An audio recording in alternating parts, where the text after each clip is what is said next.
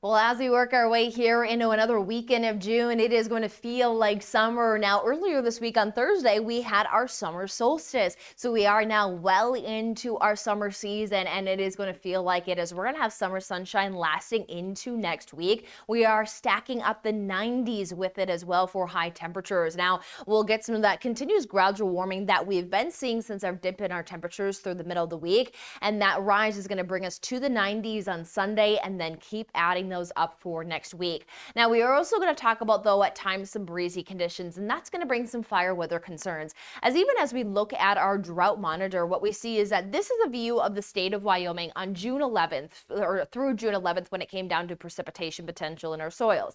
Now, as we move that map over to the most recent update that came on Tuesday this week, we are noting there that the expansion of drought has been moved, as we are now seeing at least moderate dry conditions, as well as even severe drought developing down towards areas of Laramie and Cheyenne. So some expansion of drought is being noted here, especially for east of the divide. And so with that expansion, when we have dry and warm conditions, we have to keep an eye on that fire weather. Now, not big concerns for fire weather here for our Saturday. Still some drier air starting to move in. We were just pushing out of some of that more active weather we've had the last few days, which some of those showers will definitely help the drought, not alleviate it. But we'll note that we are going to continue to see that we may add to those drought conditions with this next dry week ahead. Now, we have all day sunshine expected with high temperatures expected to head into the 90s. So we are warm and we have some drier air. It's not too breezy here for Saturday. So when it comes down to the fire risk, it is lower, but it's increasing. We have some upper 80s to 90s across our basin areas. Cody even at 84, Jackson at 81,